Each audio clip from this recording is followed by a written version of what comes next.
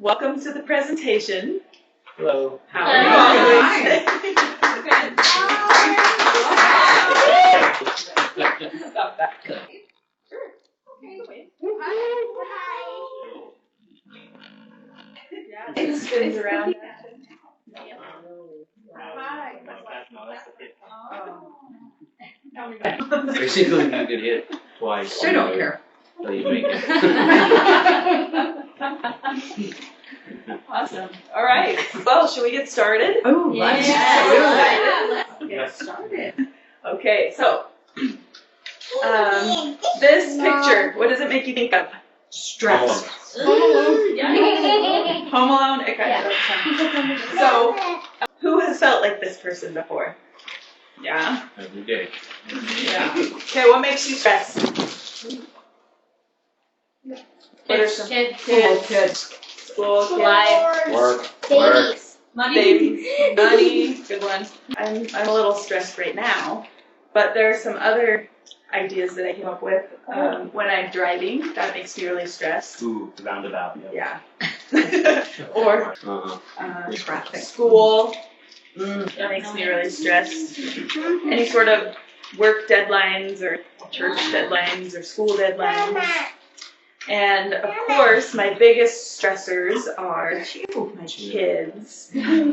This is one of 5 of my biggest stressors. To be clear here, I'm not talking about medically diagnosed anxiety disorders, but just the everyday stresses of life. So I'm going to tell you a story about how I became a stress case, and you all probably know, but I can remember specifically like a certain week that I became like inundated with stress. It felt.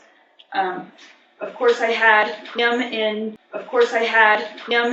2009, and he didn't sleep well for the first year and a half of his life, which meant that I didn't sleep well. But about a year and a half, we found out that we were expecting twins, and of course they bring their own stresses.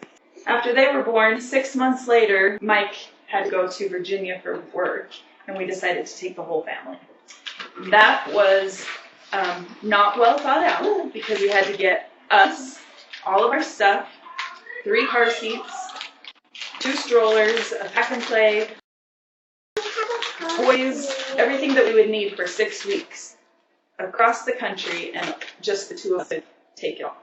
I specifically remember a couple of days into the trip is when I really felt stressed. It was just everything came crashing down on me, and I felt overwhelmed with stress. This type of stress can be damaging to your health. Researchers have shown that with this type of stress, we're more susceptible to digestive issues, to depression and anxiety, to sleep problems, to memory and concentration issues, to high blood pressure, to weight gain, headaches, and even heart disease and stroke. So it's really important to learn to deal with the stresses of life, to learn to cope with them. It can be just as important to your health as diet and exercise. So what are some ways that you have learned to cope with stress? Take a nap. Take a nap? Bath. A bath? Yeah. Exercise. Yell into your pillow. Yell into your pillow, I like it. Here's a list that I came up with. You could go for a walk. It's been proven that just by going outside, it helps to decrease stress. Exercise. Listen to music. Read a book. This is Liam's favorite. Take a bath. You could get a massage, or maybe just talk it out. But I wanted to give you another option that you may not have thought about before. This happens to be Lucas's favorite, and that is crafting. So I did a survey, and I found that 64% of them use crafting as their #1 form of stress relief. 96% thought that there's a link between crafting and health. One of the most interesting points of the survey was when I asked, how has crafting helped you cope with stress? And one person said, I need to create. If I'm really stressed out, just walking into my craft room makes me smile. It helps me forget for a little while all the stresses of life. Somebody else said, it gives me something good to do when I feel like I'm good for nothing, which is interesting to me because not only does crafting improve your mood, but it also helps with self-esteem. And I saw a version of this time and time again. My mind is focused on something other than my problems and I'm able to relax. Subconsciously, my brain will work through the problems and stress so I can see and think more clearly. So if you don't want to just take my word for it, I've found some researchers who have scientifically proven that there are positive effects of crafting. One thing that is important is that it's a natural antidepressant. So there's a place in your brain called the reward center that produces dopamine, which is a hormone that makes you feel good and happy. And researchers believe that dopamine is released when we're doing activities that help further the species, things like eating food, exercising, paying attention to our health. And it has been proven that crafting releases this dopamine. Another really interesting effect of crafting is that it minimizes the effects of aging. So as you get older, your brain doesn't work quite as well. And things that are cognitively stimulating help to slow the effects of dementia, and it also helps with other parts of brain activity like problem-solving skills. Another one is that it has a calming effect. Also, the participants of crafting usually feel a sense of community, which helps with self-esteem as well. And then, of course, my favorite benefit is that it's a stress relief. When I returned home from Virginia, enrolled in the Pathway program through BYU, Idaho, and the stresses just kept coming. And if you're keeping track of the kids' ages at this point, the twins are 9 months old and Liam had just turned 3. I began experimenting with anti-anxiety crafting drugs, things like crochet and painting, and mostly what I was doing was preschool crafts and finger painting with the kids.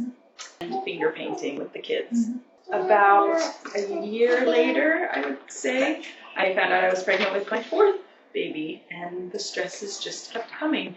By the way, I was halfway through the pregnancy when I found out that I was pregnant, and it was in the middle of a semester that I was taking 4 classes, so I was a stress case. At this point, I began adding to my medicine cabinet things like knitting and spinning and dyeing my own yarn. And then at some point in there, I added my drug of choice, which is felting.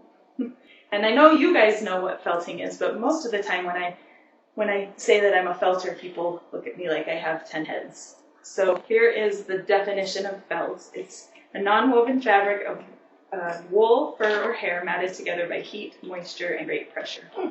So I have 2 types of felting that I generally do. The first one is called wet felting.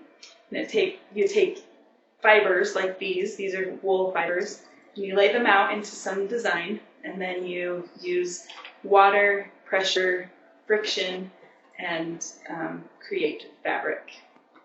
The second type is called needle felting, and it uses these super sharp barbed needles to entangle the wool. And these create 3D. This one is especially helpful if I'm feeling stabby, because it literally takes thousands of stabs to create one of these.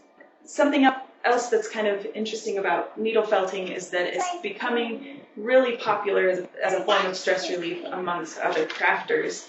A few years ago, it was adult coloring. You've probably experimented with this drug. Raise your hand if you have. Yep. And now it seems to be that needle felting is kind of taking the place of adult coloring. I know that none of us are getting out of this life unscathed by stress and anxiety. It's super important to your health to learn to cope with it.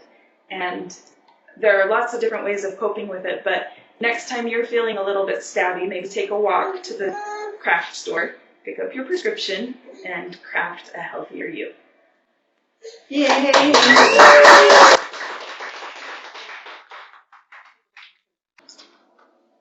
Tatum, did you have a question? No? Okay. Kevin. Who introduced you to felting?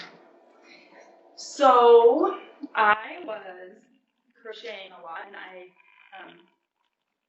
I was pattern testing for my friend Brianna, who is a crochet pattern designer, and she had come across felting for, I don't even remember how, but she told me about it, and I kind of did my own research and decided to give it a try.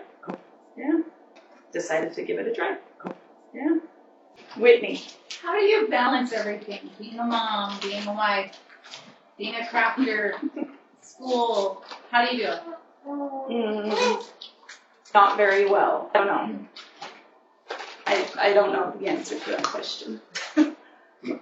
I guess it's the same as how everybody else balances everything that they've got going on. My things that I have to balance are just different than everybody else's. I don't know. Do you have a...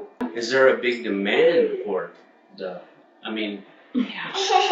I have found that there's a big demand for the felting stuff.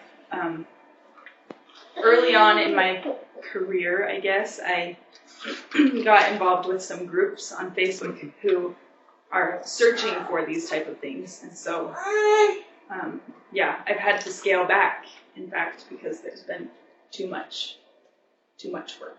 So, Whip?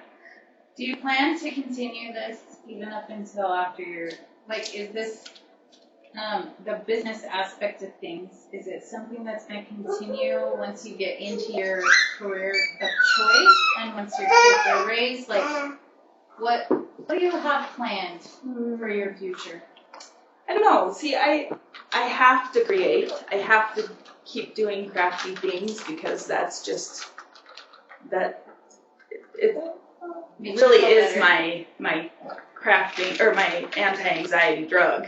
And so I imagine that I'll always forever do creative and crafty things. I don't know if it will be felting forever or if it will just be whatever I'm interested in at that time. But yeah, for a while. Anybody else? Okay. Thanks for coming. Thank you.